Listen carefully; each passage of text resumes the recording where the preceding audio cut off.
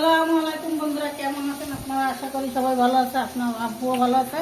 এই দেখো কি কি রান্না করবো। এই দেখো গাজর, পুষি আর হলো আলু ভাজি করবো। আমি এখানে পেঁয়াজ রসুন দিয়ে দিছি, কাঁচা ঝাল, লবণ হলুদ আর হলো তোমার এই চিংড়ি মাছ দিছি।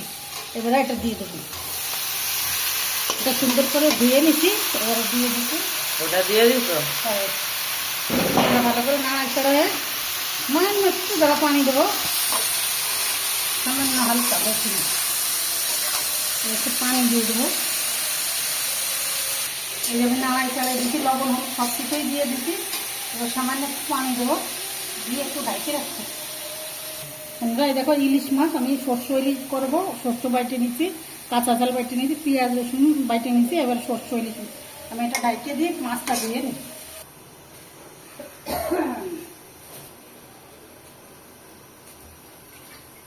আমি সর্ষ বাটা, পেঁয়াজ বাটা, রসুন বাটা, ধনে বাটা সব কিছু ওর ভিতরে দিয়ে দিছি, মাখায় নিছি। মাছ ভাজি নেই, মাখায় বসাই দিচ্ছি। এবার পানি দিয়ে দেবো, পানি দিয়ে দিস।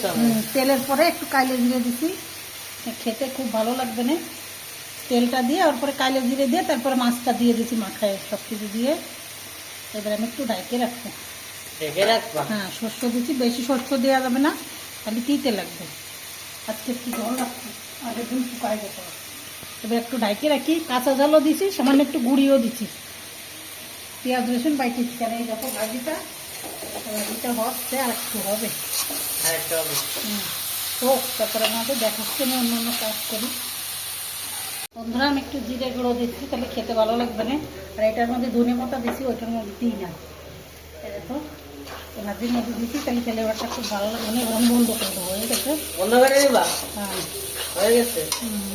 এইটার মধ্যে এটাও কি হয়ে গেছে? এই যে গুঁড়ো দিয়ে দিচ্ছি। গুঁড়ো দিয়ে দিচ্ছ? হ্যাঁ, গুঁড়ো দিয়ে দিচ্ছি মাথার মধ্যে। হয়ে গেছে মাছটা, মাছটা হয়ে গেছে। এরকম বন্ধ করে দেবো। বন্ধ করে দিবা? দিয়ে রেখে রাখবো। রেখে রাখবো। একটু জল জল রেখেছি, নাই আগের দিন শুকায় গেছে অনেকটা। এই যে বন্ধ করে দেবো, এটাও বন্ধ করে দিচ্ছি। এটা বন্ধ করে দিচ্ছি।